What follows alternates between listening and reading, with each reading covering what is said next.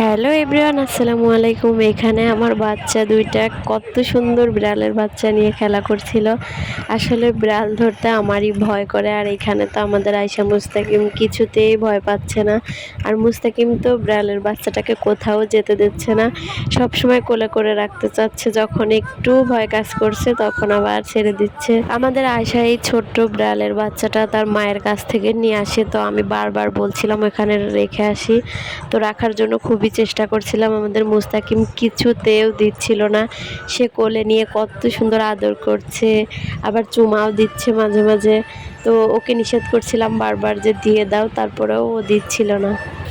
এদিকে আয়শা বুড়ি একদম অসহায়ের মতো বসে আছে। মুস্তাকিম তো ওকে পাত্তাই দিচ্ছে না। বারবার আয়শা নিতে যাচ্ছিল, কিন্তু তারপরেও মুস্তাকিম দিচ্ছিল না ওকে। আয়শা বারবার বলছে যে ভাইয়া দাও, ভাইয়া দাও। মুস্তাকিম বলছে না, আমি দিব না। তারপর রাত্রেবেলা যখন আয়শা মুস্তাকিম দুজনই ঘুমায়ে যায়, তখন হচ্ছে বিড়ালের বাচ্চাটাকে রান্নাঘরের বারান্দায় রেখে আসি। তো সকালে উঠে আমি দেখছিলাম যে বিড়ালের বাচ্চাটা নেই। তারপর আয়শার দাদি বলল যে ওর মা এসে নিয়ে গিয়েছে। তো বিড়ালের বাচ্চাগুলো কিন্তু আমাদের এই খড়ির মাচায় হয়েছিল। তা আমি দেখতে চাচ্ছিলাম যে বিড়ালের বাচ্চাগুলো আছে নাকি। তারপর দেখি না, ওর মা বাসাটাই চেঞ্জ করে ফেলে, বিড়ালগুলো নিয়ে চলে যায়। তো আমি একটা নিয়ে যেতে দেখলাম, কত সুন্দর করে নিয়ে যাচ্ছ ওর মা অন্য জায়গাতে গিয়ে আবার ওদের নিয়ে বাসা বেঁধেছে।